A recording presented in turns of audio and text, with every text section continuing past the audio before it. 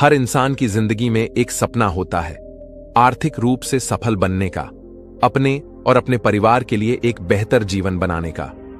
प्रकृति ने हमारे शरीर को 5 तत्वों से मिलकर बनाया, लेकिन कलयुग के इंसानों ने उसमें एक तत्व और जोड़ दिया, और वह है पैसा। बेशक पैसों से कुछ चीजें नहीं खरीदी जा सकती, लेकिन पैसों से बहुत कुछ खरीदा जा सकता है। एक संत प्रवचन दे रहे थे कि पैसों के पीछे मत भागो, यह माया का दलदल है, और इस माया के दलदल में जो फंस गया तो वह पूरी जिंदगी दुखी रहता है। और वहां बैठे सभी लोग इसी बात पर तालियां बजा रहे थे। उन्हें यह नहीं पता था कि यह संत यही बात बोलने के लिए पैसे लेते हैं। यही तो माया का खेल है, जो कि इस दुनिया के बहुत कम लोग ही जान पाते हैं, और जिसने यह जान लिया उसको इस माया ने बुलंदियों की चोटी पर पहुंचा दिया। दोस्तों, आज के समय में पैसा कमाना जितना मुश्किल नहीं है, उससे भी ज्यादा मुश्किल है। पैसों को संभाल कर रखना बहुत लोग होते हैं। जिनके पास थोड़े बहुत पैसे के आ जाते हैं, वह लोग उड़ने लगते हैं। वह लोग पैसों का नियम नहीं जानते हैं। आपने ध्यान दिया होगा कि सरस्वती की तस्वीर हमेशा बैठी हुई होती है और लक्ष्मी की तस्वीर खड़ी रहती है। सरस्वती यह कहती है कि मैं जल्दी आऊंगी नहीं, और यदि मैं आ गई तो मैं वापस जाऊंगी नहीं, क्योंकि ज्ञान इतनी आसानी से अर्जित नहीं कर सकते। और यदि हमने एक बार किसी ज्ञान को अर्जित कर लिया तो वह ज्ञान हमसे कोई भी नहीं छीन सकता। लेकिन लक्ष्मी का यह नियम होता है कि वह जल्दी आ भी जाती है तो जल्दी चली भी जाती है। यदि किसी इंसान को सही तरीके से रखना नहीं आया तो लक्ष्मी बहुत ही जल्दी उस घर से निकल भी जाती है। तो इस कहानी के अंदर मैं आप लोगों को 6 ऐसे खर्च बताऊंगा जिसे आपको आज और अभी से ही बंद कर देना चाहिए। तो ही आप पैसों के सही नियम को समझ पाएंगे। आप कितना कमाते हैं यह जरूरी नहीं है, जितना भी आप कमाते हैं इसमें से आप अपना खर्च इन 5 जगहों पर कम कर दो। धीरे धीरे आपके घर में धन रुकना शुरू हो जाएगा। आपको खुद को लगेगा कि सच में हमारे घर में पैसा रुकना शुरू हुआ है। और अमीर बनने का सबसे पहला रास्ता भी यही है कि अपने खर्च को थोड़ा कम कर दो। एक बार की बात है, एक गांव में 2 औरतें रहती थीं। एक के पास भैंस थी और एक के पास बकरी थी। जिसके पास भैंस थी वह औरत सही तरीके से किसी भी चीज को संभाल कर रखना नहीं जानती थी। उसकी भैंस दूध तो बहुत देती थी, लेकिन उसने दूध की कीमत जानी ही नहीं, और वह दूध घर की बिल्ली को पिला देती थी। उस दूध को ऐसे ही खर्च कर देती थी।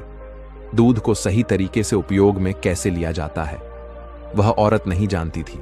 और जिसके पास बकरी थी वह दूध की कीमत जानती थी, और वह दूध के एक एक बूंद को बचाकर रखती थी, और उसी से दही जमाकर घी निकालती थी, और धीरे धीरे उसने बहुत सारा घी इकट्ठा कर लेती है।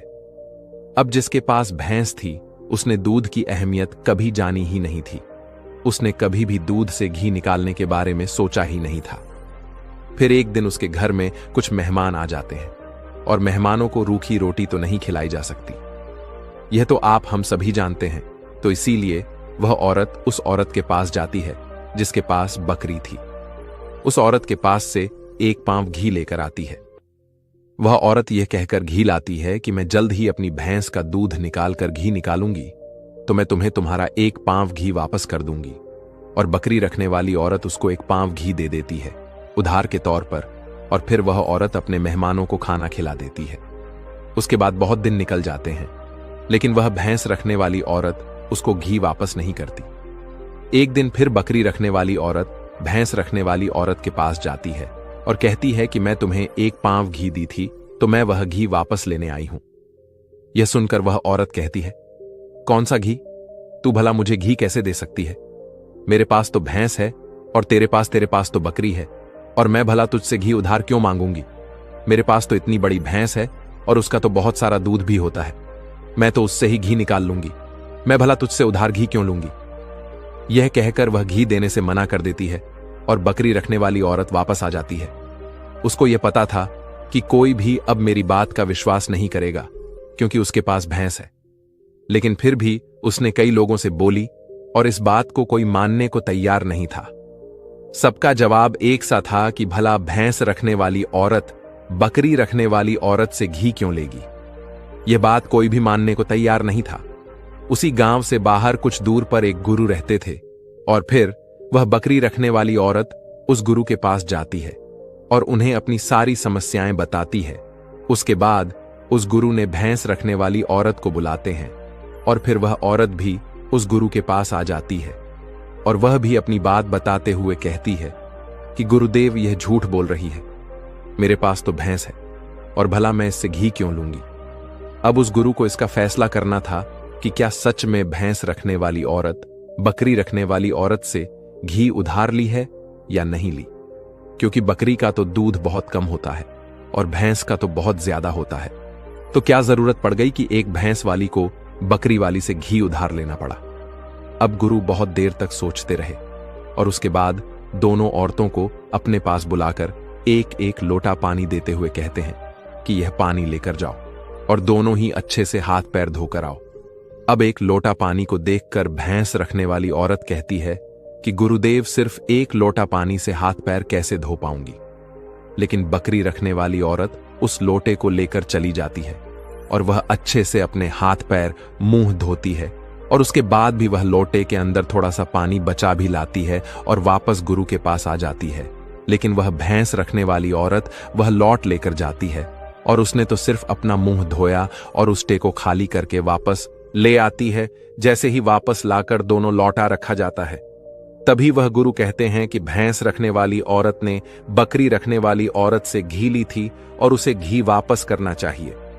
अब जो गांव के लोग पास में बैठे थे उन्होंने कहा कि गुरुदेव, इससे कैसे साबित होता है कि एक भैंस रखने वाली औरत ने बकरी रखने वाली औरत से घी उधार है। उसके बाद गुरु कहते हैं कि जरा इन लौटों पर ध्यान दो। इस औरत ने लौटे में इतना पानी बचा भी लाई और हाथ पैर मुंह सब धो भी ली।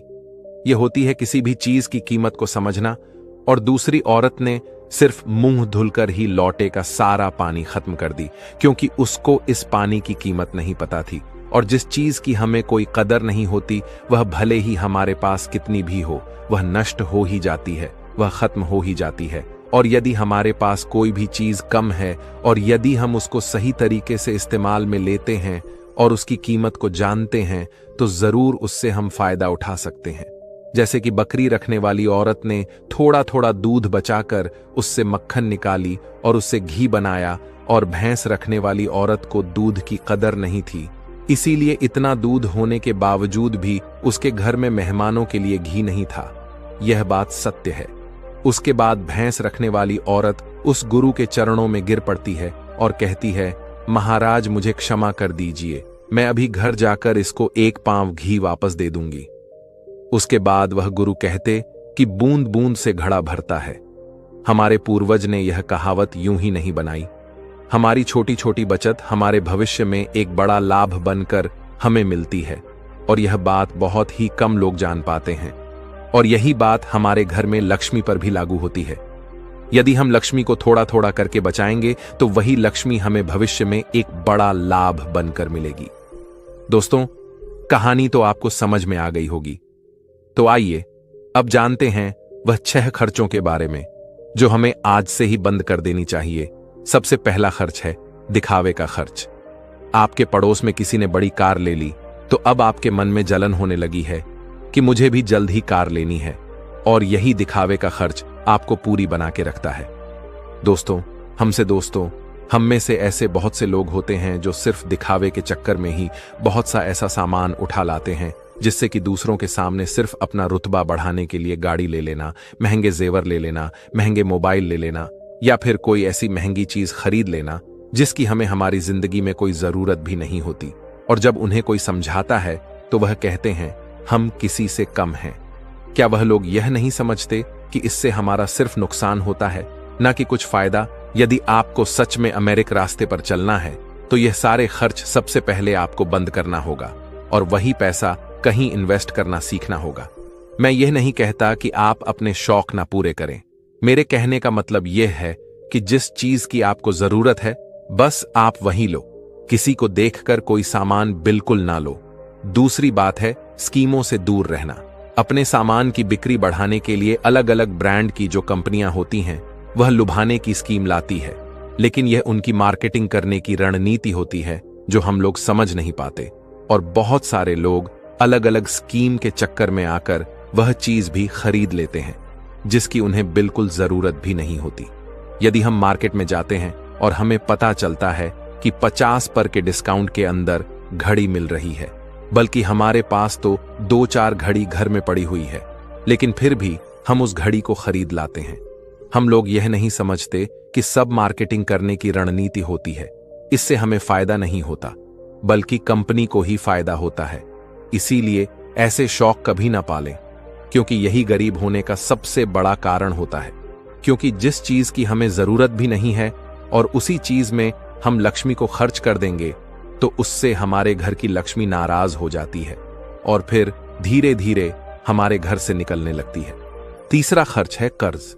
आज के समय में ज्यादातर लोग कर्ज लेकर बड़े बड़े चीज खरीद लेते हैं, जैसे कि गाड़ी, बंगला, मोबाइल, और फिर उसका पैसा भरते रहते हैं। जैसे कि आजकल हम लोग क्रेडिट कार्ड का इस्तेमाल करते हैं। क्रेडिट कार्ड हमें पैसे खर्च करने के लिए कहता है, जो पैसे हमारे पास हैं या फिर जो पैसे हमारे पास आने वाले हैं, और उस पैसे को हम खर्च कर देते हैं। तो जरा सोचिए कि हम अमीर कैसे बन पाएंगे। जो पैसे हमारे पास आए ही नहीं, उस पैसे को भी हम खर्च कर देते हैं और हम अमीर बनने के बारे में सोचते हैं। अमीर बनने की वीडियो देखते हैं, लेकिन उन बातों का पालन पूर्ण नहीं करते। और बहुत लोग तो ऐसे भी होते हैं जो लोन लेकर जमीन खरीद लेते हैं और ये सोचते हैं कि जब हमें इससे फायदा होगा तो हम लोन वापस कर देंगे। लेकिन वह लोग यह नहीं समझते कि जितना हमें इसमें फायदा होगा, उससे ज्यादा तो हमें लोन का ब्याज भरना पड़ जाएगा। तो दोस्तों, ऐसे काम कभी नहीं करना। कर्ज लेकर कोई भी चीज ना खरीदें। चौथी और सबसे बड़ी बात यह है कि आप अपने पैसों को कैश में रखकर ही खर्च करें। कभी भी मोबाइल फोन के किसी भी ऐप का उपयोग करके पैसे खर्च ना करें। आपको शायद पता नहीं होगा कि आप कोई भी सामान खरीदते हो और फिर फोन से पेमेंट करते हो, तो आपको आपके पैसे खर्च करने का ज्यादा तकलीफ नहीं होता, क्योंकि वह पैसा आपके जेब से नहीं जाता। लेकिन वहीं पर यदि आप अपने जेब से निकालकर पैसे खर्च करते हैं, तो आपको थोड़ा सा महसूस तो होगा कि यार पैसे खर्च हो रहे हैं। अगर आपको यकीन ना हो तो आप ऐसा करके देख लेना, मार्केट जाना और फिर किसी भी सामान का पैसा अपने फोन से पे करना, जिससे आपको ज्यादा महसूस नहीं होगा कि आपका पैसा खर्च हो रहा है। लेकिन जिस दिन आप अपने मोबाइल से पैसे निकाल कर दोगे, तो उस दिन आपको जरूर लगेगा कि यार जेब से पैसा जा रहा है, मेरा पैसा खर्च हो रहा है, ज्यादा पैसा खर्च हो रहा। पांचवी बात जो आपको ध्यान में रखनी है, अपनी भावनाओं पर काबू रखना। अगर आपको कोई चीज पसंद आ रही है और आप उसे खरीदना चाहते हैं, तो पहले यह देख लें कि वाकई क्या इस चीज की आपको सच में जरूरत है या नहीं। क्योंकि बहुत से लोग कोई चीज पसंद आने पर उसे तुरंत खरीद लेते हैं। कई बार तो ऐसा भी होता है कि कोई स्कीम वाले आते हैं जो हमें लुभाने वाली चीज लेकर आते हैं और हमें वह चीज पसंद आ जाती है और हम उसे तुरंत खरीद लेते हैं। हमें ऐसी चीज लेने से बचना चाहिए।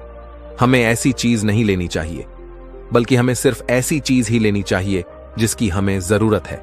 छठी और आखिरी बात यह है कि कभी भी कोई शौक ना पाले। आपको शायद इस बात का पता होगा कि हमारी दुनिया में महंगाई का सबसे बड़ा कारण है शौक। आज के समय में नॉर्मली 10,000 का फोन आ रहा है और वहीं पर 2 लाख का भी फोन आ रहा है। दोनों में फर्क इतना है कि किसी को 1 लाख का फोन रखने का शौक है, तो वहीं किसी को 2 लाख का रखने का शौक है।